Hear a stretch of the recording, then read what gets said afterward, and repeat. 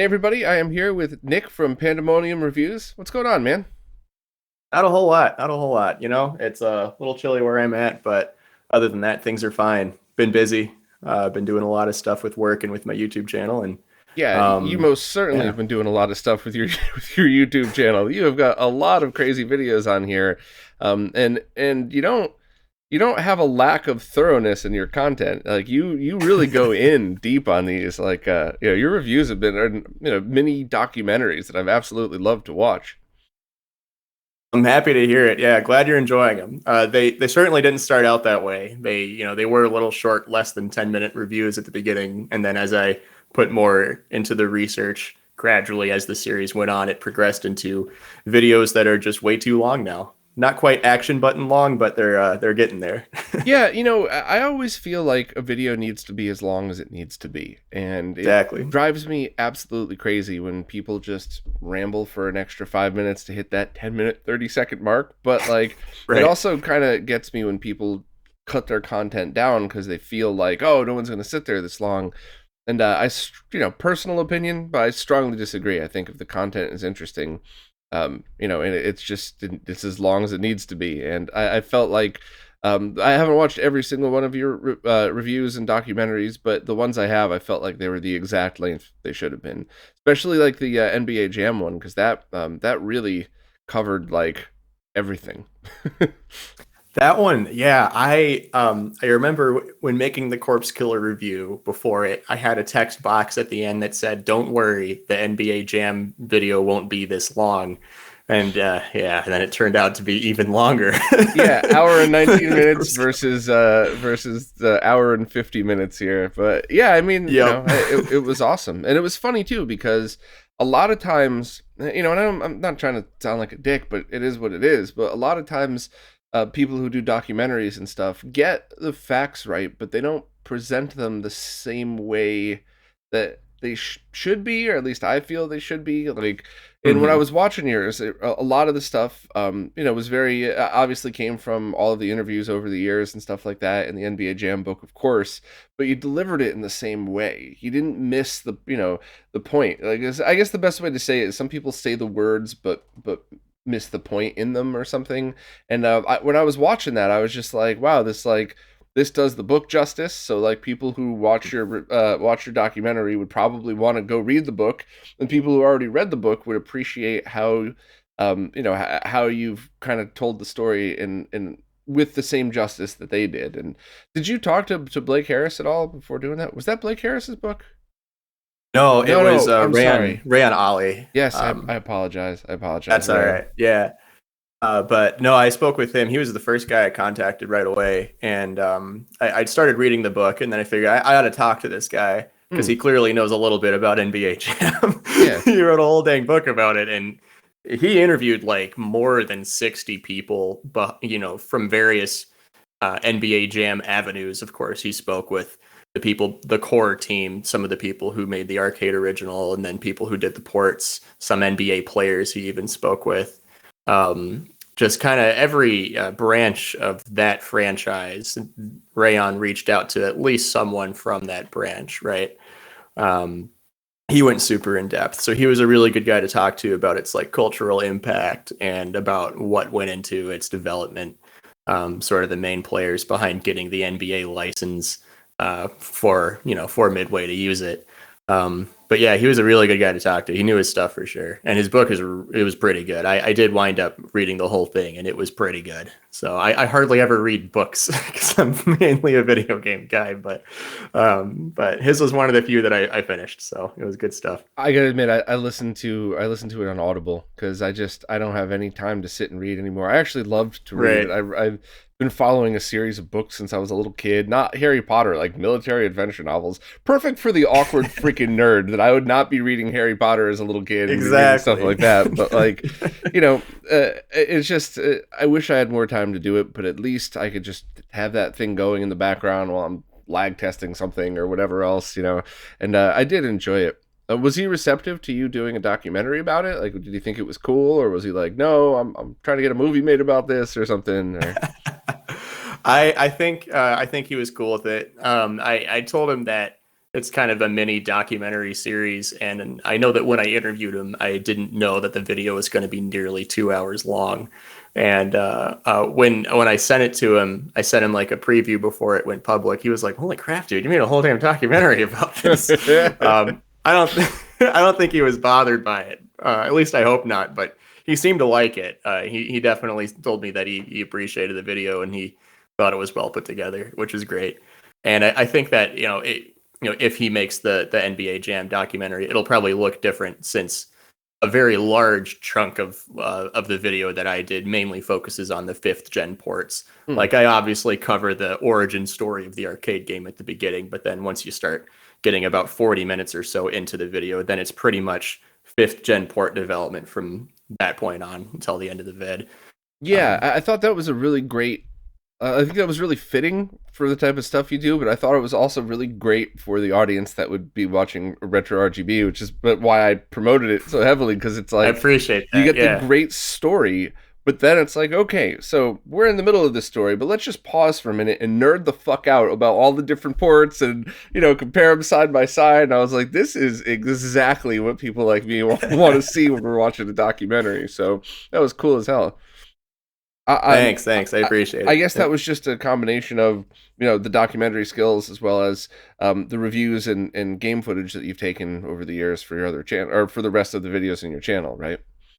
Yeah, it was all just a buildup of, skills and equipment that I developed and gathered over the years since starting the series. Like the first video I did was the Virtua Fighter review, since that was the first, game release for the console. And that was only like 7 minutes long. I didn't go very in depth with it at all. I covered the basics, but I didn't interview anybody or, go super hardcore into comparing it to the arcade port or anything like that. Whereas now, if I were to go back and like redo it, it'd probably wind up being a way too long video that goes into way too much detail. So. How do you take the captures for your comparisons? Do you use emulation? Do you use original hardware? Right. I try to use original hardware as much as possible, especially for Saturn games. Since it's a Saturn series, I want that to be as authentic as possible. Truly authentic would be a really terrible, composite signal that looks fuzzy and static to hell. But no. So I have an original Saturn, and for the NBA Jam video, I did use an original PlayStation as well. That was all. Both of those were captured with real hardware. So. With the Saturn, I have a SCART cable plugged into a BNC RGB connector into my PVM.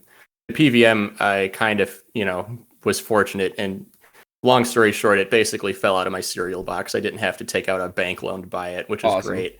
And it works good. It's your standard 14-inch Sony Trinitron looking PVM. It's the one you see all over the place. So anyway, SCART to BNC RGB into that, and then the out signal is into another RGB BNC SCART cable that goes into an OSSC Classic, which is then fed into an AverMedia Live 4K Plus. I am looking to upgrade the capture card, mainly because the AverMedia card does not let me do anything higher than 2x with the OSSC. Since it's still RGB, it still looks good and it still looks fine, but it can do better, and I intend to do better. So once I get a good capture card going, I'm looking at maybe getting what everyone's recommending I get the Flint. I forget the exact name of it. A Flint one, huh? Yeah. There's a couple of guys who I spoke with who've I don't know where it is. I was looking to getting an Elgato originally, just like the ones that everybody else has, but I've heard so many people having problems with it lately. And there are certain models that work fine, but I just think it's easier to stay away. The setup that you just described is totally awesome for the stuff that you do. You of course could then just integer scale the video and post, so you could still get the sharp scaling of it. What do you use to integer scale? Do you pre-do it in Virtual Dub, or do you have a plugin in your editing software? No, I just kind of dump it all into Adobe Premiere and let it rip. I might mess with, if the blacks are off, I might mess with the contrast and do some color correction here and there, but not more than what is necessary, not enough to make it look like it's no longer the authentic video that it would have looked like. I'm not going to put any crazy filters. Yeah, I try not to ever when I can, pre-render the footage in virtual dub because it just takes forever. But Mhm. sometimes that's the only option for a million reasons. I used to use a plugin that My Life in Gaming suggested called GPU Resize, and it didn't really work at first, and then it worked flawlessly for like a year, and then it's never worked since. So it's just every time Premiere has an update, I always just hold my breath, like, oh, I don't even want to do it, even if there's a It's new like, new here it feature. comes. Yeah, but that was super easy because Oh, it then you just sucks. select integer scale and then you just take out a calculator and do it however you want. But 8-Bit Duke recommended Auto Chroma Visual, and that's chroma with a Mhm. K. And supposedly that does support different scaling, and that would be a pretty, that's one of those things that like it's not going to make your video any better, but for your own OCD, like that actually is something where you can get exactly the same look as if you were outputting the OSSC in 1080p. And it's got some advantages too because you're capturing in a smaller file size, so you don't have to, you don't have to Mhm. have a huge hard drive full of stuff. But yeah, that's definitely one that something that I would always recommend if possible, just because it's that little extra thing. The only negative side of that is then compression starts to matter a lot. Right. So that's Yeah. when things like, like, and I've made so many mistakes over the years, even because like the software I used was totally fine and everything was working great. And then all of a sudden a Windows update happened and now it's being compressed as I record and I didn't know. But basically, I try to keep everything in fully uncompressed color. And the only way I know how to do that is the custom modes of the RetroTink 5X, which is obviously super easy, or any of the stuff for the Yeah. open source scan converter into a data path vision, because that's one of the only cards I've seen that does not compress the colors at all, up to definitely up to 1080p, but I think up to 1440p as well. And there's an external one, the Epiphan DVI to USB 3.0, and you got to be careful because there's others that look exactly like it that are different, and those could do up to Oh, that sucks. 720p, but they are not Yeah. really compatible with the open source scan converter at all. So yeah, you're kind of stuck with the internal. But I've tested the Avermedia, whatever, however you say it, and it's very good, but it does do some compression on the vertical axis, not the horizontal. I might be getting that reversed. So like they advertise it as 444 uncompressed color, and it's only on one, not on both. So you could kind of see. I'm gonna have a whole series released soon on how to test your capture card, how to get this uncompressed stuff, and Oh, I'm good. definitely gonna Yeah. beat it down everybody's throats that you don't need to do any of this at all. Period. Like it's just one of those things where if you're doing a deep analysis of a game or a scaler, yeah, you kind of have to. Or if you're Right. just Yeah. crazy and you want to have that extra 1% that nobody on the planet other than me and seven other people would notice, like it's just Right. one of Yeah. those things. But I'm always curious what people's capture chain and processing are, especially people who make it look as good as you did. And I'm kind of Oh, surprised thanks. to hear that you just used Premiere's built-in scaling because I haven't had as good Yep. results as you did when I did that. A lot of the tweaks are manually done, and again, I try not to do more than what is necessary, more than what would make it no longer look like however it's supposed to look. Hmm. And the reason why I'm still using this capture card because it's what I had before I got an OSSC. Originally, I was using a before the OSSC, the upscaler I had was just the Tink 2X Hmm. and with an S video.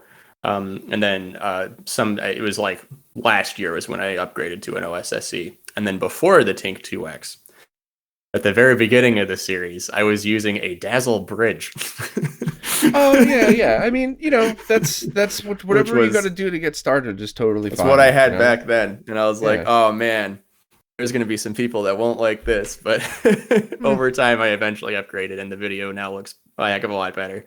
So, Yeah, it's always a matter of preference for mhm. how deep you want to go and how you want to present the image.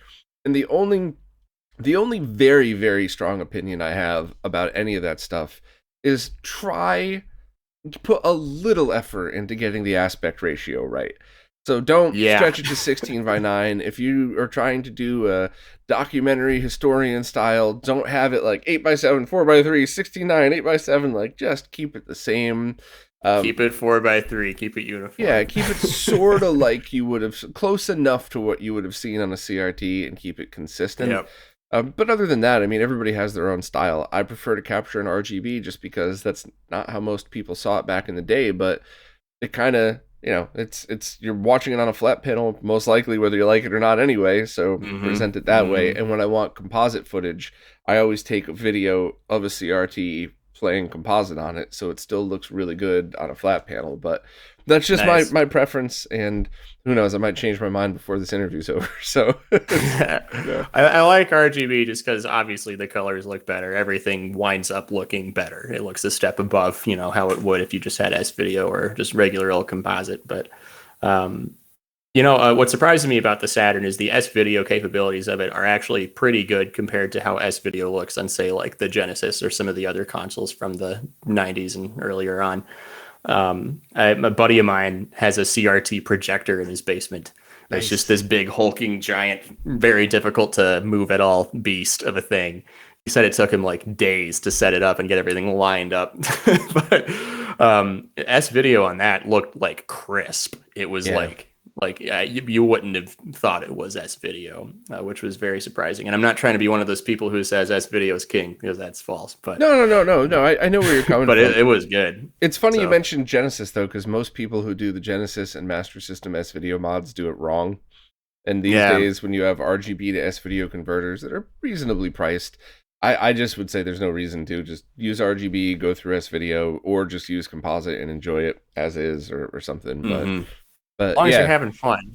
Yeah, exactly. So what got you into starting any of this stuff? Because like some of your first videos was like a speed run, and like a how to make self-bootable Dreamcast games, which is handy, by the way. It's very handy. I think I even stumbled across that video is so outdated. Still, but like you kind of started out in this, and then all of a sudden, like your videos evolved into something much.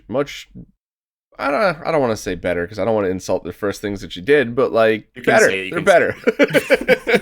You can say they're better because they're definitely a step above what I was doing way back then. But so I very rarely dabbled in like doing video game reviews on YouTube just over the past like decade. I would occasionally get into spurts where I'd make a few of them and then stop for like a couple of years. So it was senior year of high school was actually kind of when I started getting into that. And most of those videos, most of the reviews that I did way back then, in fact, I think all of them now might be unlisted just because the quality of them were that of the quality of videos that I made in high school. They were okay, but they weren't great. And my hair looked a hell of a lot different back then too. It was substantially longer than it is now. But I can send you a few unlisted links to those if you're curious. I would, just for the hell of it, just to see. Sure. Yeah. So and most of those were Saturn reviews. Like I did one of Virtua Racing, which was funny. It was just like a 5-minute crappy Virtua Racing review. And then a Virtua Cop, which I'm working on the actual Virtua Cop review now. And a few other, just random Saturn games that I liked and wanted to make 5-minute YouTube videos about. So throughout college, I think I made a couple more. I think I made like a Pepsi Man review that I might still have as, publicly listed on the channel. And there was a couple other Saturn reviews that I did throughout college that might still be on there. I'd have to look. I went to college to study film and broadcast, but later changed it to just broadcast journalism. That wound up being my major. And graduating, we moved back to Fargo, and I got a job at a local news station in town. And wanted to still, continue to make YouTube videos. So that way I would associate video editing, which is a hobby that I've had for a long time, as something that isn't only work related. I wanted a hobby basically. And the idea was originally for me to, I was originally going to review every N64 game in release date order because the library is small and I thought that might get more views. But looking into it after starting to do the research on that, I decided that I'd prefer to do the console that I like best, which is the Saturn. That's always been my favorite console since I started getting into retro gaming. And thought it would be cool to review them in release date order to focus kind of on the weird and interesting tale of the Saturn's North American run, Mm. which is famed for being a commercial failure, even though the console itself and the games are good. And the games now are like super sought after and worth hundreds of dollars, depending on which one you're trying to get. Like, why do we have this console where there are many games that you have to spend hundreds of dollars to get a single copy of? Yet we talk about how terrible its run was in North America. What happened? You know? So this is kind of exploring that, going down the timeline. And eventually the series evolved from just being reviews about the games in release date order to reviews that dig into the weeds of how they were made. The first interview I did was for Gen War. That at that time, my release date order was wrong. I have a spreadsheet that I'll send to you here in Discord. This spreadsheet is linked in the description of every video in the series. It is public. Anyone can view it, and that just lists all the games in order with the release dates in the second column, and the third column a very disorganized box where I pasted all the sources for where I found the dates. I originally used GameFAQs to get the release dates, and then I quickly found out that GameFAQs release dates are often wrong, especially for the Saturn. The Saturn release dates in North America were horribly documented. If you look at the Japan release dates, those are super well documented. They have them down to the day, and they've had them down to the day for a very long time. They documented that very, very well. In North America, not so much. It's very scattered. Well, it's also important to realize that back then too, like for giant releases like Mortal Kombat, NBA Jam, there was like, oh yeah, Mortal Monday, right? Like exactly. They made them into events for some of them. Yeah, but for games that weren't such top tier, even if they were awesome games that ended up doing very well, it was just okay. Well, we'll start shipping them on August 1st, and however long it takes the truck to get to your store is the release date for that game. So it's pretty much, I imagine it's very easy to get release dates wrong if you think about it that way, because depending on when California probably got it 2 weeks before, Vermont or something, just because of how long it would take the trucks to make their stops across the country or something. So that's how it was. Yeah. For some of these, the release dates are like, well, these stores started getting it on the 14th of November, but some stores got it on the 18th of November. So do I go by the 14th or the 18th? And typically when I run into that discrepancy, I just go by whichever one's the earliest date, but then have that, cliff note in the source box, like, hey, by the way, some of these stores got it later. Like there's a hockey game that came out in Canada first. They got it before the States. Makes sense. I forget which one, but exactly. They tend to like hockey quite a lot up there.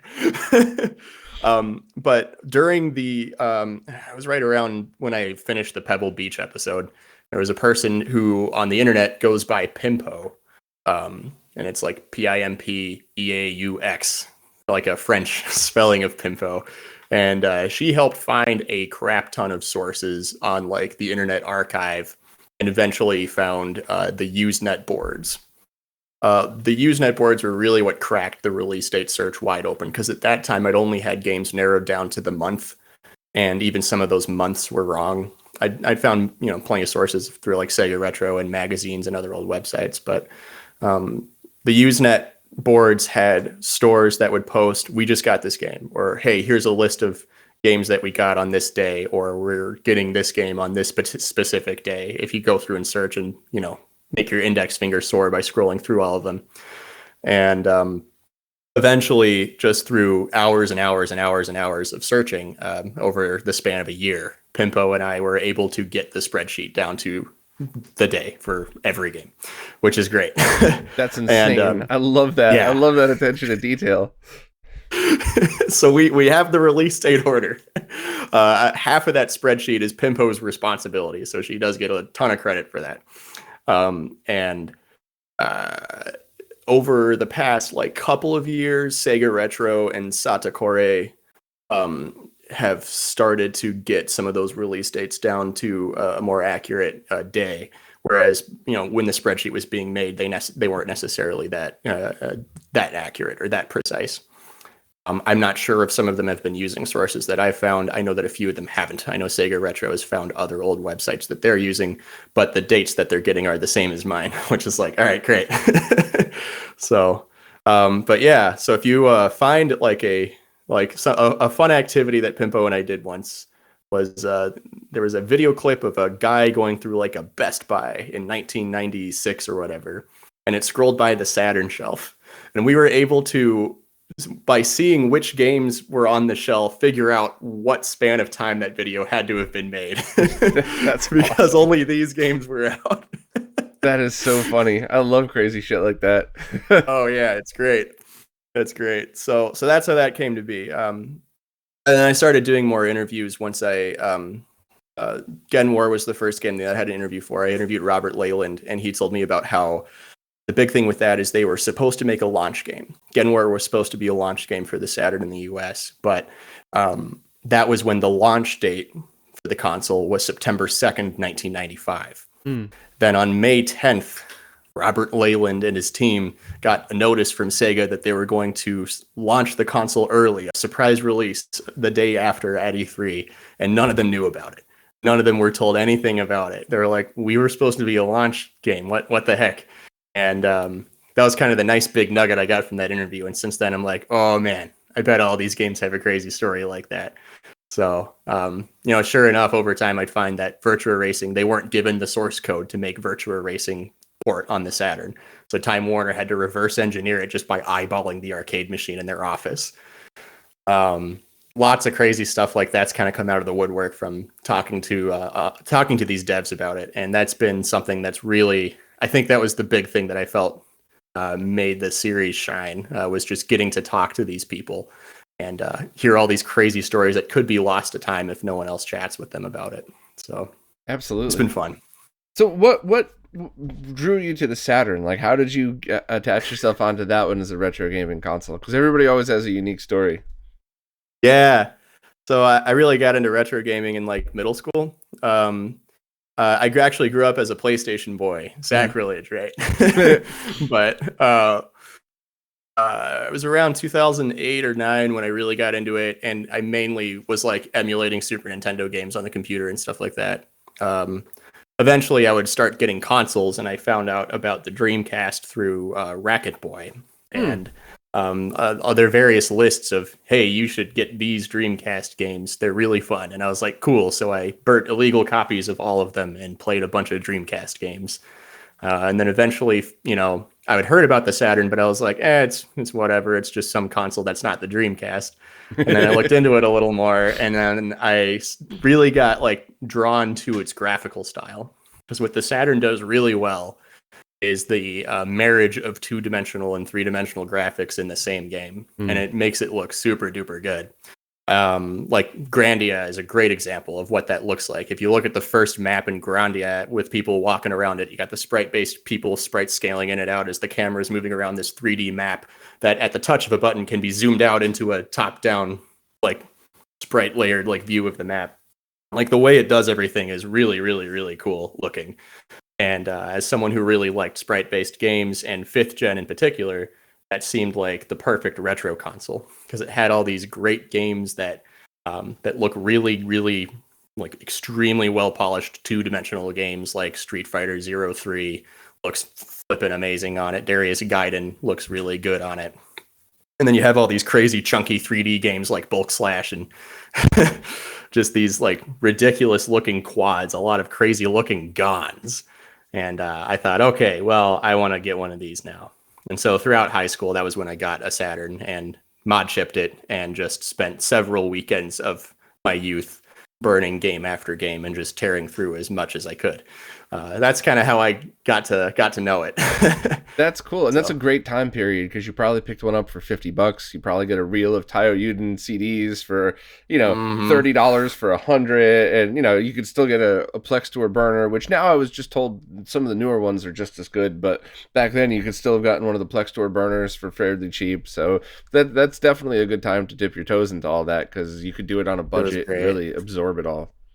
And the Saturn disk drives weren't dying left and right at that time either. So yeah, and you can get a mod chip back then easily too.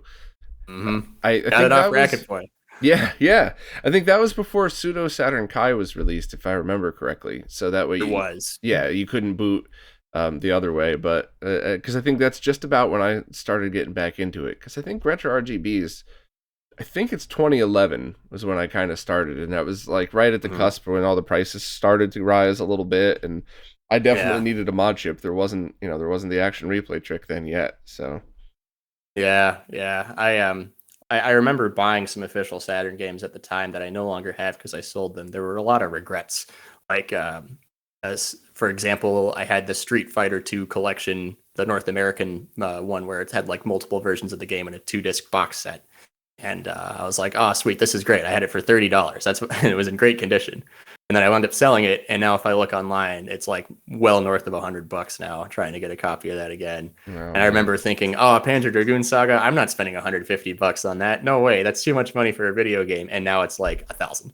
yeah, Just yeah. like picking myself on some of that, but I mean, I still get to play the games, and that's what matters to me more. And I still do have a somewhat okay collection of stuff, but yeah. I hope the whole industry kind of just loops back down and just stays in the middle at some point because I really hope it doesn't happen what happened with baseball cards where like the value Mhm. started to hit the roof and then all of a sudden you wake up one day and all of the baseball card shops are shut down, all the cards are worthless, everybody's just got, You're right. I hope that doesn't happen. But I don't. But unlike, like, you can't play a baseball card, right? And You like can. I'm not trying to be insulting. There's got to be one person in the comment like, you piece of shit, I love my baseball cards, but like, like I think music. That's the same reason music hasn't just plummeted in value over the years, right? Like a song from the '60s that was made way before you and I were born, where it's Mhm. still, if you like it, like you still would listen to it on Spotify or buy it on iTunes or something. And I feel like video games are going to go the same way. And who They're gonna knows, maybe have they'll to. just keep going up higher in price, but different ways to experience them will come down. But I don't know, I guess we'll see. I hope there's legal ways to acquire these in the future because I think all of these companies are very dumb not capitalizing on it. Totally agreed. Totally agreed. It's kind of crazy that just with the state of emulation being as good as it is, with RetroArch and MedDefend being able to emulate multiple consoles on the same software so well that we don't have video game companies doing the same thing and trying to make a Spotify equivalent. But then again, there's all sorts of what makes it slightly different from music is there's a crap ton of licensing issues. So like Yeah, if you wanted to have a Spotify for PlayStation games and okay, let's get Crash and Spyro in there, but wait, what if they Toys for Bob doesn't want us doing that because they don't want us capitalizing on their remake? Or oh, we'll bring in Tony Hawk, but every single song in the soundtrack has a separate licensing issue that we all have to deal with now, right. and then that stuff makes it difficult, which is why I think um, the grassroots homebrew, the emulation scene needs to stay intact. It's totally necessary to keep all this stuff archived and playable for anyone with a computer made past the year 2009. Yeah. So Whether people like it or not, dirty pirates are what's keeping the stuff alive and what's they keeping it really alive. are. So, and They are hard I've fiddle always TV. been very, very open and blunt about the fact that as long as you don't sell this stuff, as long as you're not essentially stealing other people's intellectual property for your own gain, I'm behind you Right. 100%.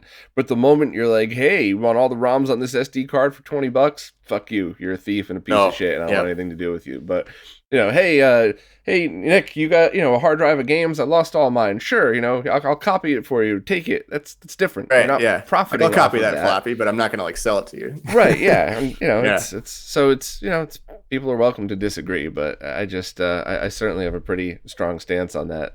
Anybody that profits from it's gross. Everybody else is just keeping it alive, and not just keeping the ROMs archived, but just keeping the scene alive and keep spreading Right. the talk. And there's always, as you know, there's always another kid that's coming around the corner that just discovers something that they like, that's special to them, that's cool, that Hmm. maybe you could say games today are better, but it's not the same, and that's what they want to play. So sometimes the only way you could do it is just by downloading it, firing up an emulator, and seeing what you got. That's how I got into it back in the day. I mean, that's what got me into retro games. A lot of hours spent on SNES 9X with the Windows XP computer in the office of my house I grew up in, the Oh old yeah. family computer room. So yeah, no, that's how I got into it to begin with, and that's how a lot of people are going to continue to get into it. It's so easy to do, and that's the most accessible way by far to discover games and play them from that era. So Mm. of course, Nintendo's making some of that a little easier with, unfortunately, Virtual Console isn't what it used to be, but the Nintendo Online stuff is at least something, and that's getting a lot of kids into that, which is neat, because that's very easy to download and play if you have the subscription. Of course, there's so many problems with Nintendo's current, online system for playing NES, and N64 games, but it's better than doing nothing, I guess. Agreed. So hopefully more official means of playing these games come around.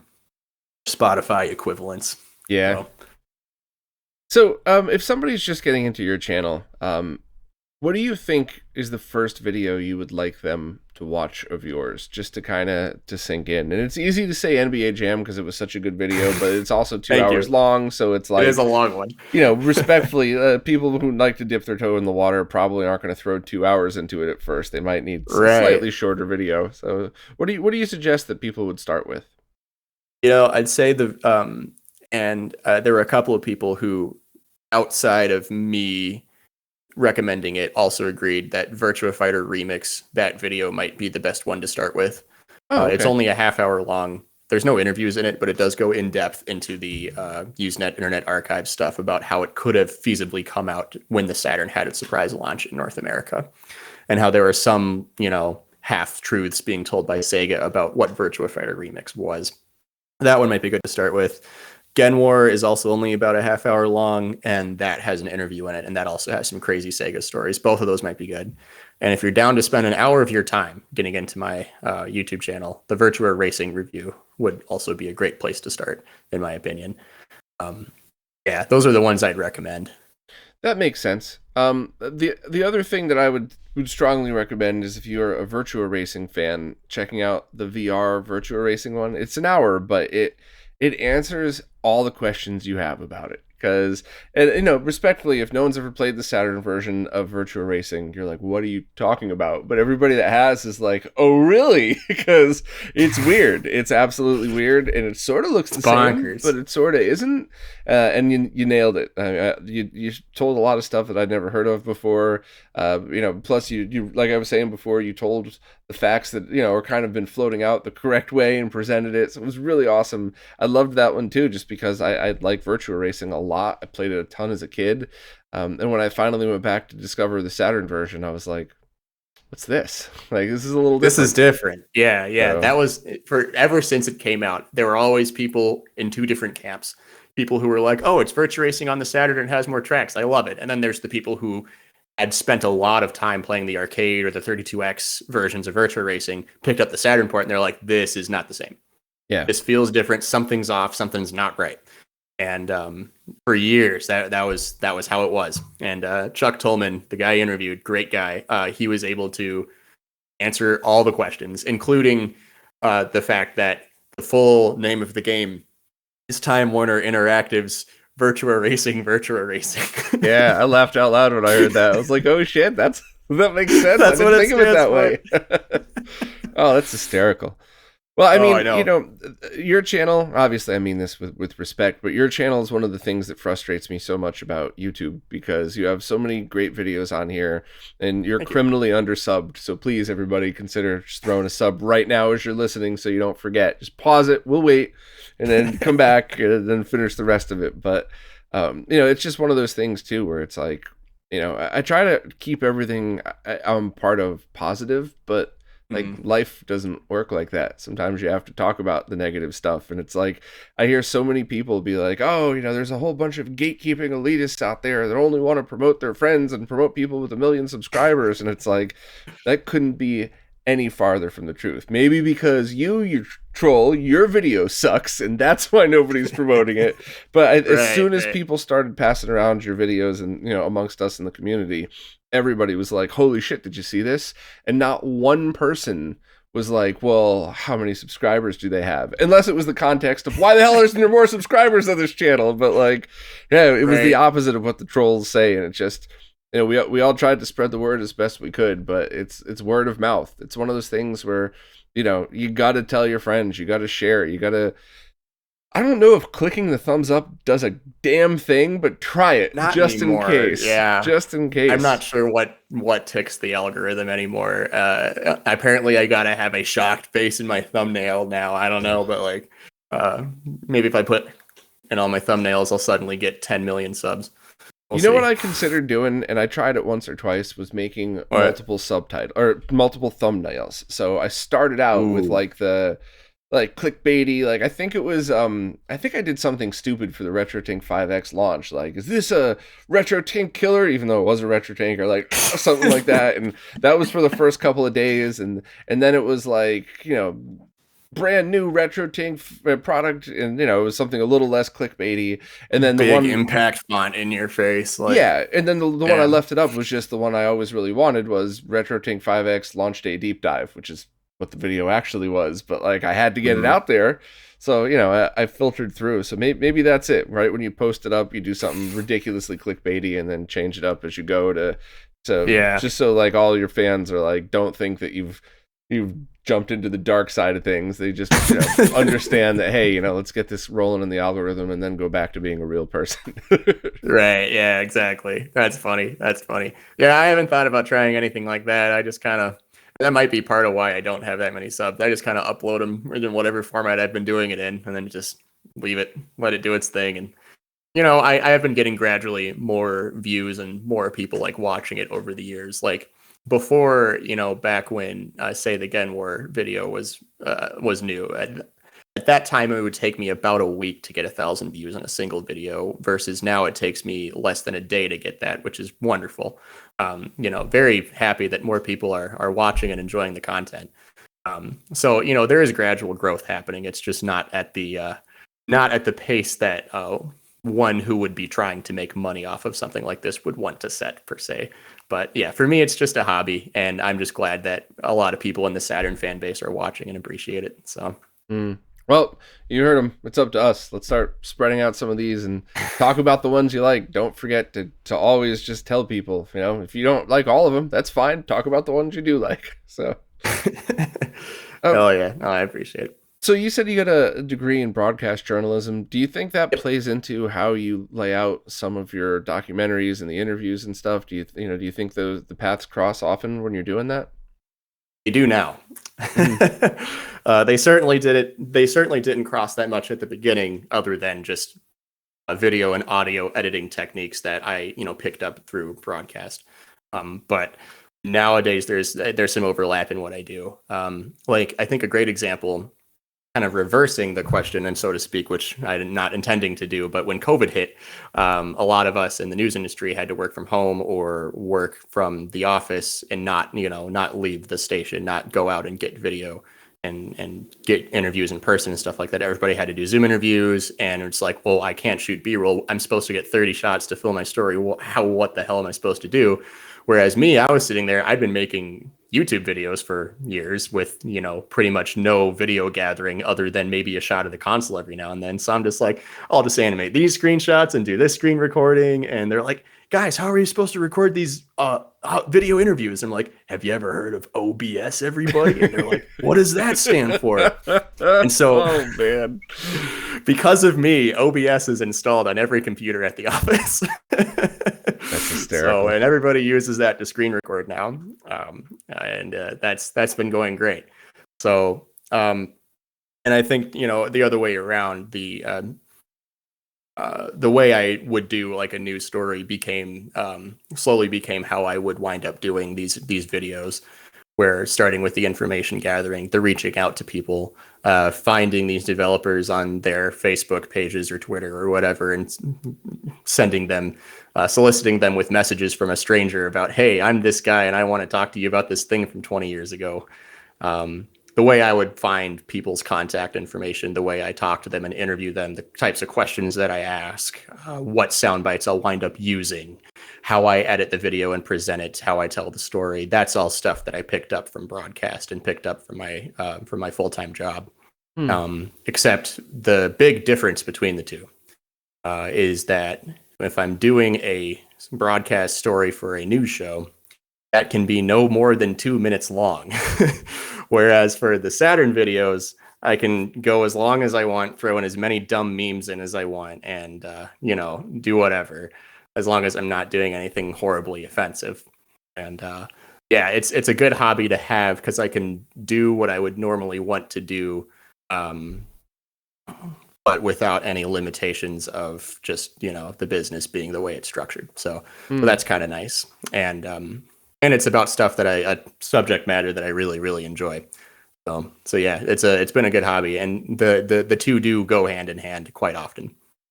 Do you find that with the exception of like I don't want to call them puff pieces because I don't mean that to sound insulting, but I think you Oh would no, know it's what I okay. mean You're by fine. it. But like, yeah. with the It's exception not of insulting those, at all. do you find that the 2 minute format is just dying and really doing more damage than good? Because I never really understood the need for long form until I started listening, but also started doing it myself. And that so Mhm. often a lot of the people I've spoken to have it's their first time on camera. It's their first time, talking in a format like this. And the first 20 minutes are basically, like basic, easy getting to know you stuff just to get them used to being in front of a camera.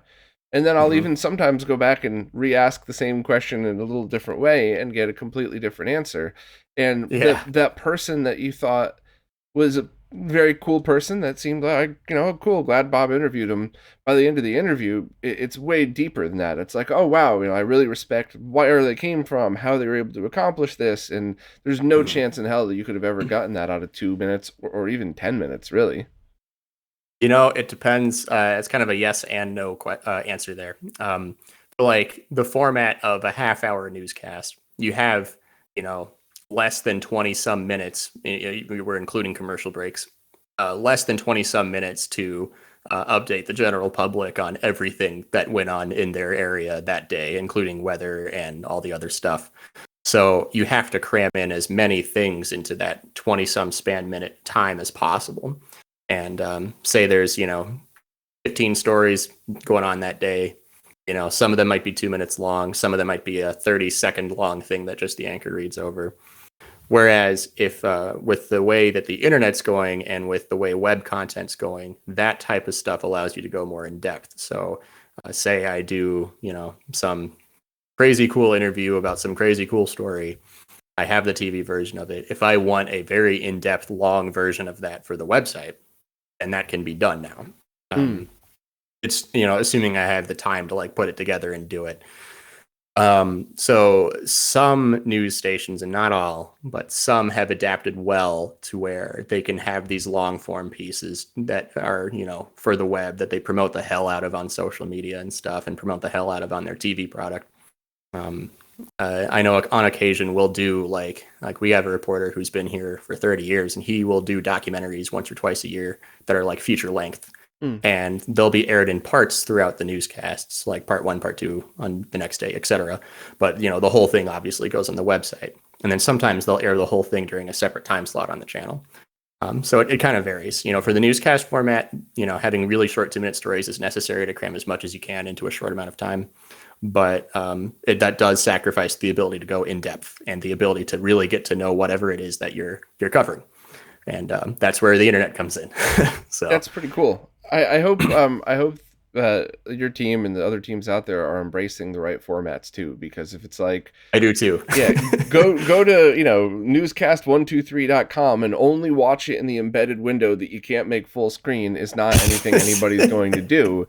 But Right. if you end up doing that 2 minute segment and you treat it as if it's just a promotion, like, hey, look at this awesome thing that we have on our YouTube channel. And Mm-hmm. oh, by the way, YouTube is just like cable TV. You're going to get a lot of trash and you're going to get a lot of things that are excellent on there. And just like cable Yeah. TV, you old person who grew up with the box with the clicker on it and stuff, like you have to take it upon yourself to find which is which.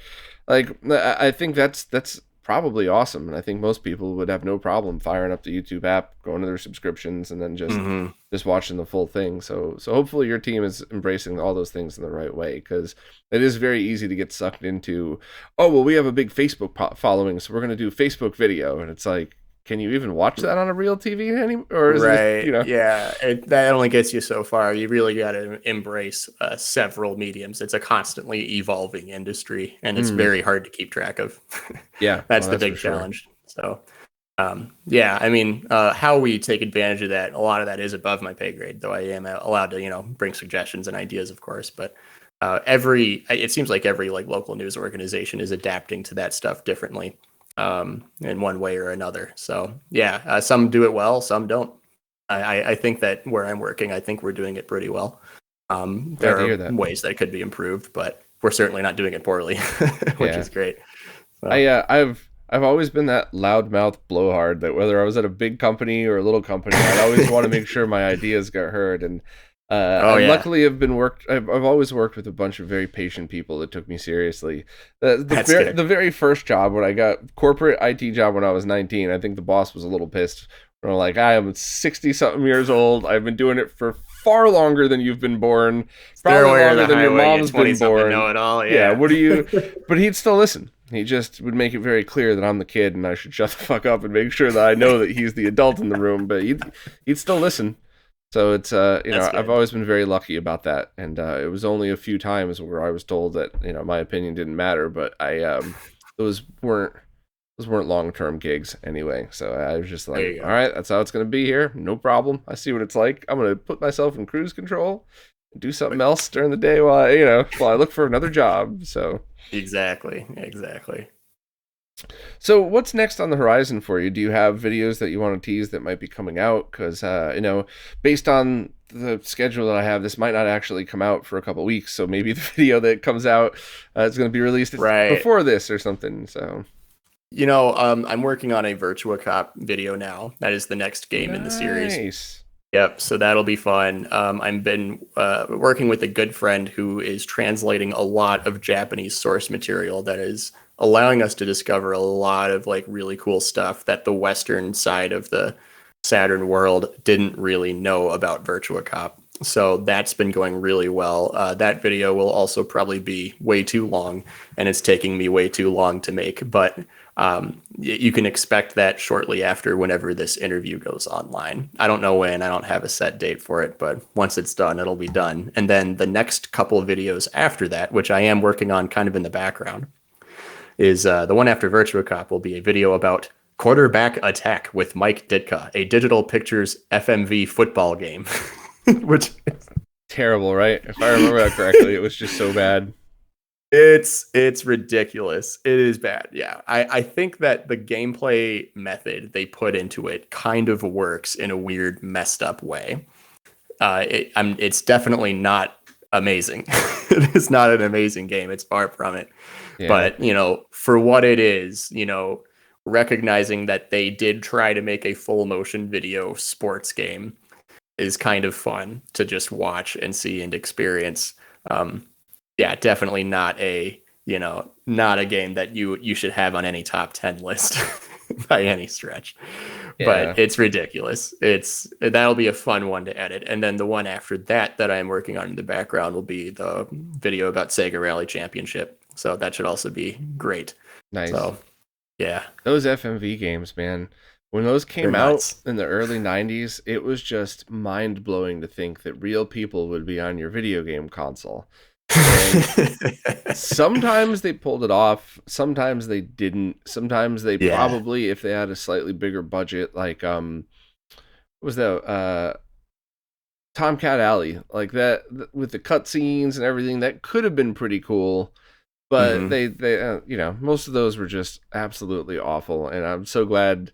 I wish it didn't die out completely. I just wish people really embraced what you could do with it. And I think, I just did Yeah. another Thunder in Paradise live stream, and all kidding aside, I think that's the best FMV I've ever played, other than that one really awful part in the beginning. But like that really is just a cool way to approach it. And there were a couple other games over the years that had really great cutscenes that it added to Hmm. it having real actors in there. But man, most of all, those are just terrible. Right, right. The one that I think that Digital Pictures they get a lot of flack. I think that they hit the iron hot with Sewer Shark and definitely with Night Trap. And then everything after that was kind of not great.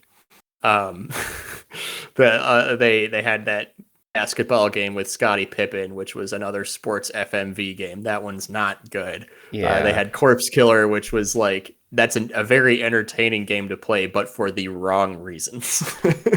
Yeah, you have And the documentary up on that one too, right? That's an yeah, hour yeah, I 19 have or that one. something. I actually I somehow missed that one, so I got to go back and rewatch that, cause or not rewatch it, right watch it, on. because I never realized that. So Oh, I hope you enjoy it. So yeah, I'm yeah, interested in seeing that, because that's a game that I just remember seeing that I never played as a kid. That I was like, this is gonna be so cool, and I don't have high hopes at all.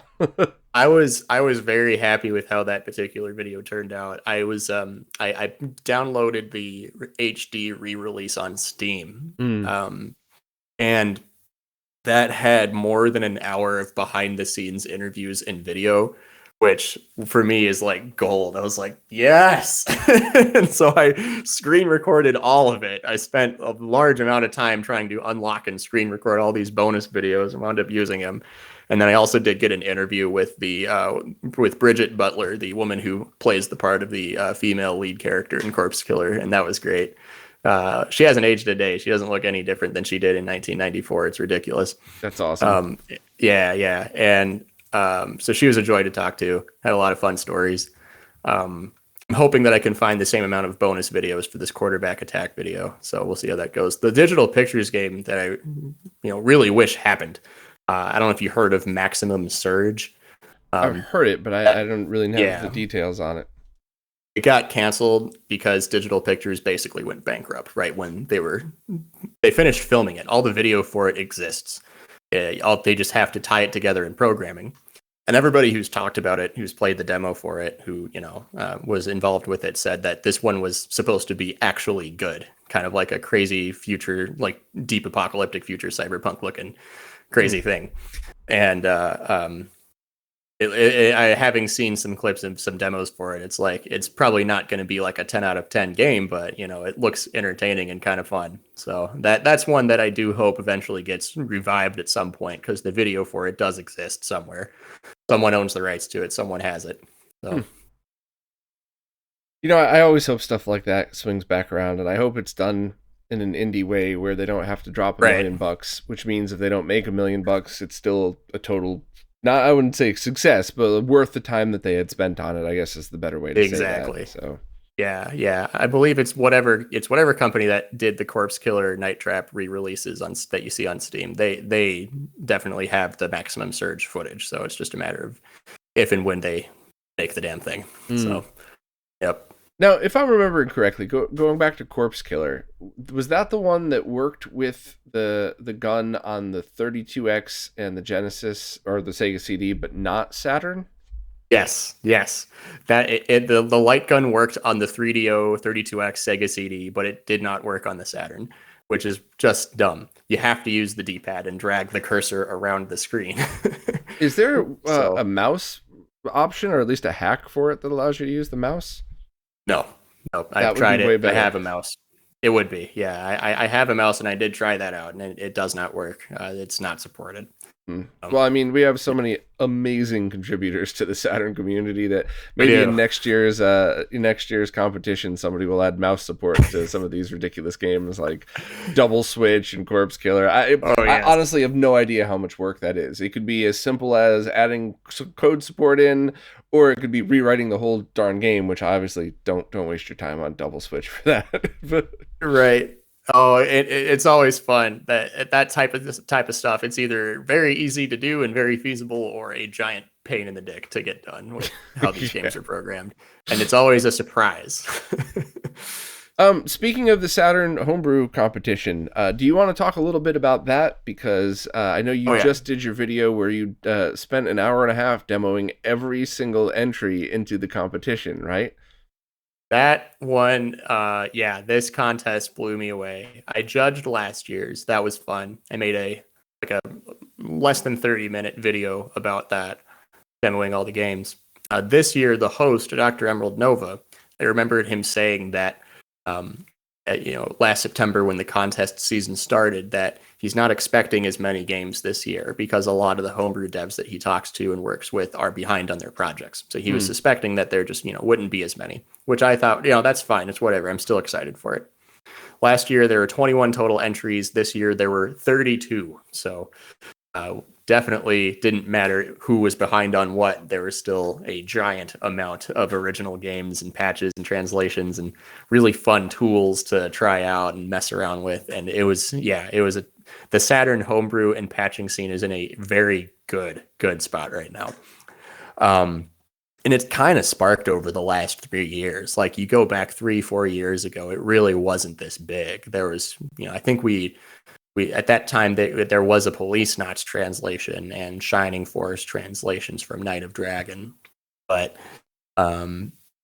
since then there's been like well over a dozen games that either now have a complete and playable English patch or have one that's being worked on but is still very playable right now. Like Grandia, for example, that one's technically not like done because there's still a couple of typos that need to be fixed, but anyone could go patch Grandia and play it on Saturn and really enjoy the hell out of the whole thing. Like pretty much done. Night of Dragon, translating Symphony of the Night, which everybody thought was like no one would do because you can play it in English on other consoles, so it just seems unnecessary, but he went and did it anyway. And it's like, hell yeah, that's great. Same thing with Lunar. You can play Lunar on another console in English, but it's like, no, we want to play the Saturn version. And so someone got it done. You can play that now. That's so incredible to me. And, shout out to you and the crew at Sega Saturn Shiro and everybody else in the community that keeps circulating this stuff and being the middle ground for people to get together, because it's you got to spread the word. Otherwise, people won't know that this stuff exists and won't realize that they can have a hobby translating and working on these games. So it's such a positive thing altogether. Like it's just a bunch of awesome nerds getting together to do the craziest shit. I love it so much. Oh, I know. It's great. It's great. And we're happy to spread the word about it. It was evidence that we had spread the word. Hey, sorry, you got cut off. I don't know if Discord blipped out, but you were talking about spreading the word. Yeah. So it's always good to spread the word about this stuff, especially if the right people find out about it. And the right person found out about it a year ago. Greg Moore, known online as Lacquerware, reaching out to us and said, hey, is there any interest in translating Bulk Slash? And we got him connected to the right people. And then sure enough, less than a year later, it was an incredible timeline for that project. Less than a year later, they had all the text translated. They had voice actresses and voice actors to revoice and redub hundreds of navigator lines and cutscenes, and guys to go in and recut the audio for each FMV scene, down to like having to recreate the music because the voice and music were not in different layers. They just had to redo all of it. And now we have a patched English dub of Bulk Slash, and it actually sounds decent. They had good voice actors in it, so it's crazy. That was a proof that spreading the word definitely helps and works, because I think that without the Shiro videos that Greg saw about the translation scene and the posts and stuff, you probably wouldn't have thought to reach out and try doing something like that. So yeah, no, if the right people hear about it, cool stuff happens. Yeah, absolutely. Where are we at today with the Saturn competition? Because I had kind of a nutty weekend, so I wasn't even able to follow the live stream or anything like that.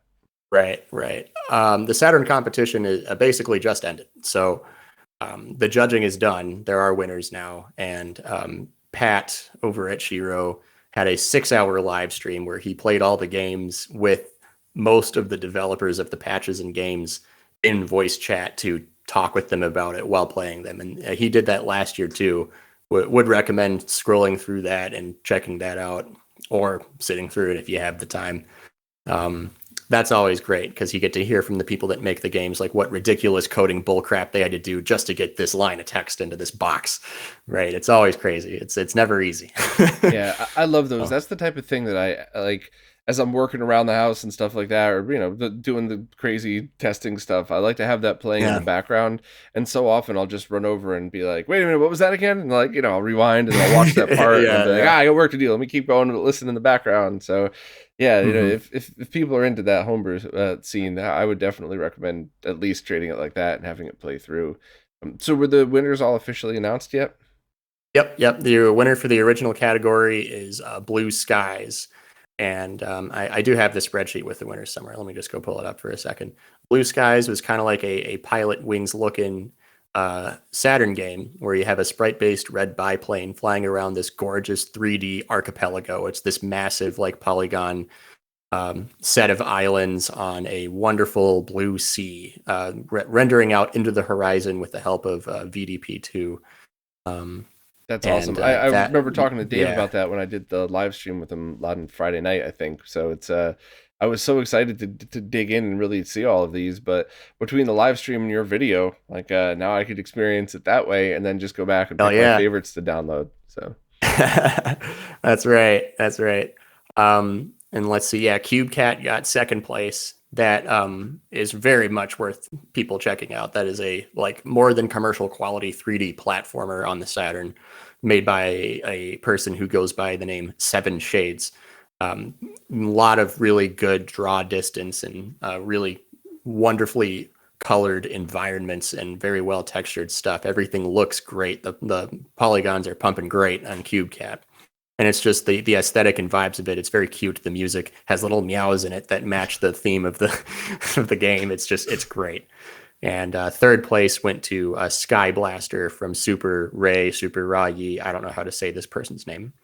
But that was a little shmup where there were like little 3D, like a 3D glider with some 3D enemies that shoot at you over a 2D background with hand drawn clouds and stuff going by. It was really, really, really chill looking. Hellslave in fourth. Um, Everybody who has looked into Saturn Homebrew has probably heard of Hellslave. A very, very good looking, like, Quake clone is the best way to describe it.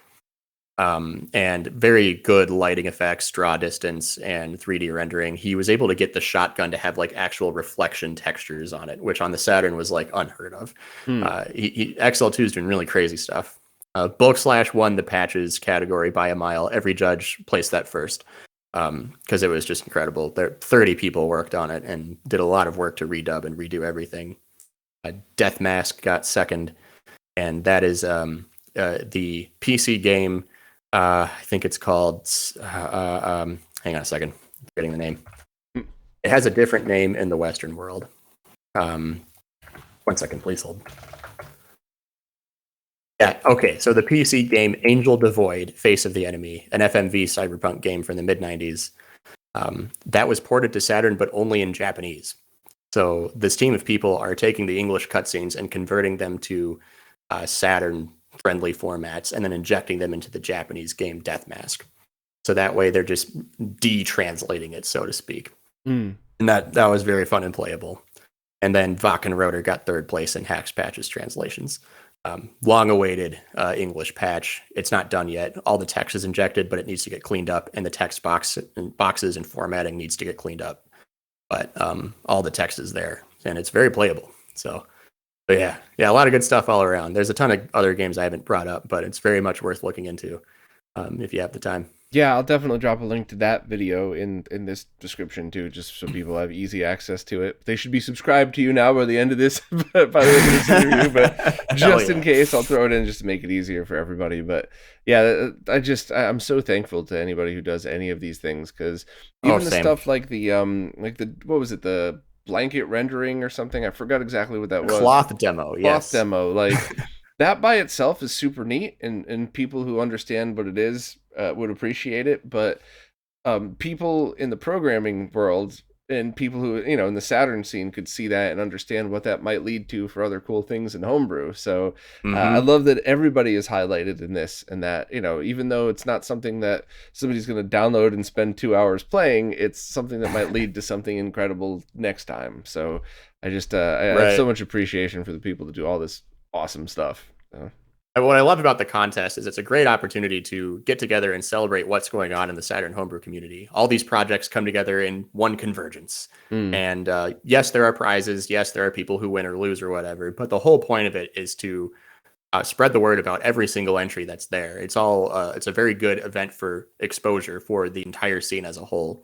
I think that every project, even if they're, first or last place in whatever category, all of them, like, getting anything to run on the Saturn is a task.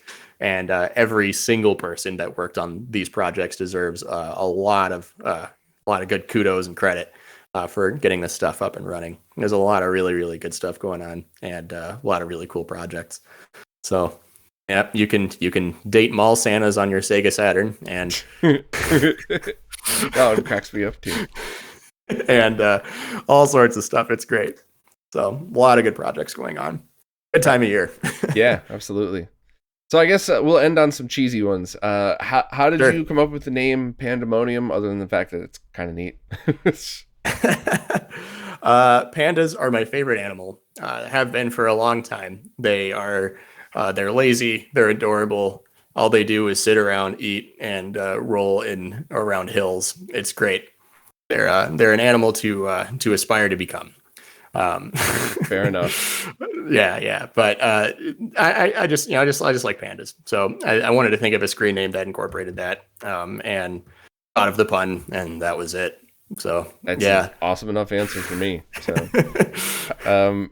what do you think? If you can't say this, I totally understand. But what do you think? Sure. Like the funniest like thing that has happened in your day job? Because everybody's seen like the scary news tease. Stay tuned to find out how your kid might die by noon today. Could or your like, toothpaste kill you? Right. Or like I love the guy who like gets the bug caught in his mouth as he's doing the interview and he loses his shit. Yeah. Are you allowed to say anything funny like that that's happened to you or around you? I am. Yes. Okay. Yes. Absolutely. I got a couple of good ones. There was a fun off-camera moment where we were at the Fargo Dome, which is the funnily named stadium in our town where they have sporting events and concerts. They're putting in some security system or whatever, and we wanted to chat with people about it. And so we get what we call MOS, man on the street interviews, where it's just like strangers walking in. We say, hey, we're doing a story about this. Do you want to chat with us about, what's your hot take on it? And they're like, oh, cool. Yeah. Or they're like, oh, no, get away, go away. I don't want to talk to you. But so anyway, we were there, and there was this older woman who was, coming out of an event or something like that, and she agreed to interview with us, and she was very friendly. She was very kind, and the photojournalist I was working with picked up on this right away, and I did not. I can be an oblivious person at times. We do the interview, and she said some really weird off-color comment. And I was like, what do you mean by that? And then she kind of giggled, and she was like, I think it's just the cougar in me. Oh, that's amazing. She said it on camera. And I was like, okay, well, we got to go. My friend saved the video, but we're not sure where he kept it, so I don't think that footage survives today. But that's it got passed around a fair number of times.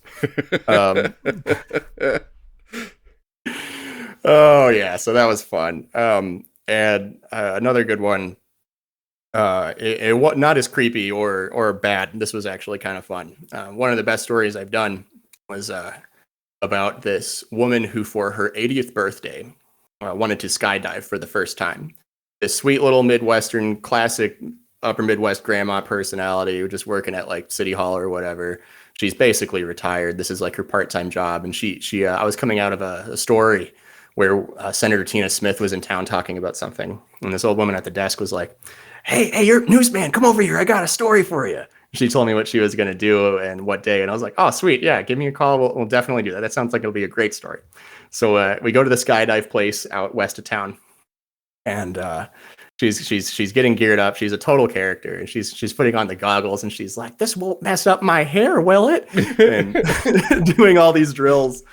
And the way it worked out is I didn't get to go up in the plane with her. I had my camera on the ground, and the skydive people had plenty of GoPros and other equipment that they bring up with them, and they agreed to give me all the video. And they do the jump with her, and she's like face rippling in the wind, just like having a great time. She comes down and lands. And she's like, that was great. Let's do it again. And I asked her, it was her birthday, but she was the only one there. And I was like, your family's not here. And I was like, where are they? And she said, oh, I wanted to surprise them by letting them see this on the news. I'm telling them to watch tonight. Oh, that's even better. Oh man, Yep. her family's Total gonna lose their character. minds.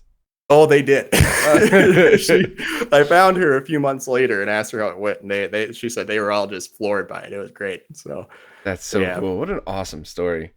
That's so cool. I've been skydiving. I love it. So in actuality, it's not it's not as dangerous as you would think for an older person to right. do it, but it's still one of those cool hurdles to get over. Have you ever gone? You It ever jump is. out?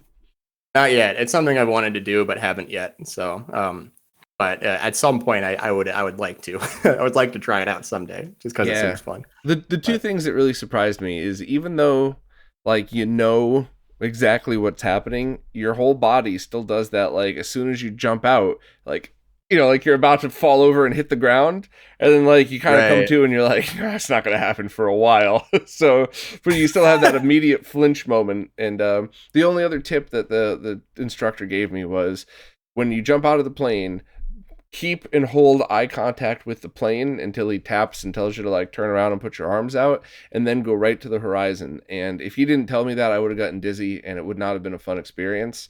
I don't think I would mm-hmm. have puked, but I would have been very disoriented. Whereas his tip of like eye contact with the plane and your whole body's kind of going, and like you think you're gonna, you feel like you're falling because you're falling, and then you go right to the horizon. I get zero dizziness, I get zero disorientation, and then it was Nice. just amazing. All my friends made fun of me when they saw the video because they're like, "Scream or something! You look like you're at the freaking library." I'm like, "But I used to race motorcycles, which go faster than you could fall, so it was actually a really beautiful and amazing and wonderful experience." But yeah, it's but those two tips I thought were so cool that I and very important. So I like to share those with people when when they go. So like don't worry, you're gonna have that weird pit in your stomach feeling, but do the eye contact plane with horizon thing, and it probably goes Mhm. away right away. So Nice, nice. I'll keep that in mind. I'll keep that in mind for sure. Eye contact with the horizon. yeah. Good Well, I tip. mean, once you go from plane to horizon, and then you steady Yeah, yourself 3 seconds later, then you're looking around and having fun. But just if yeah, you were going out of the plane, like looking everywhere around, like you'd very easy to get disoriented. And the only other thing that I thought was funny was as after the chute comes up, it's silent and peaceful and beautiful. And the guy's like, "You can take your goggles off now." It's like, "Oh, do I have to?" Because remember, motorcycles, right? Like you always want to have some kind of yeah, eye protection. And he's like, yeah. "You don't have to, but just try it." And I pulled it down and I was like, "Oh, there's no wind at all." And he's like, "Yeah, I know." Yeah, it's like, okay, that's embarrassing. But yeah, it was just once the chute opens, there is like kind of a jerking motion. So, but like it was just peaceful and beautiful. And we did it out in the desert of Las Vegas. So I didn't get that weird, like, I imagine if a tree line was coming up on me, I might have been a little bit more nervous, but it was nothing. The landing was like it felt like stepping downstairs, just walking downstairs. Like the instructor was amazing, and everything was perfect. but I highly recommend it for anybody that would even mildly enjoy something like that. It's an Yeah. experience. I would go all the time if it wasn't so expensive. So Right on. No, I'll keep that in mind for sure. It's definitely something I've always wanted to try out. It looks like a ton of fun, provided you're not recreating a King of the Hill episode. I never saw that one. Oh no. Oh yeah, there was an episode where Peggy Hill goes skydiving, but neither of her shoots work, and so she just Oh, oh, that sucks. yep. Oh, A good thing to follow up this discussion with, getting people into skydiving. yeah. But that's just a cartoon, so Yeah, what the hell? Maybe we'll one of these days when the world opens up a little more, we'll do a meetup and we'll just do a skydiving meetup and get everybody oh together. hell yeah. We'll throw Dave and Pat out of an airplane too, just for the hell of Let's do it. Get all us it. nerds together and just throw them on out. Absolutely. Well, I'll I get the couldn't. legs, you get the arms. Yeah, I couldn't think of a possible or better way to possibly end this than threatening to throw Dave and Pat out of an airplane with a suit on. So, thank you very We're much coming for for you. your.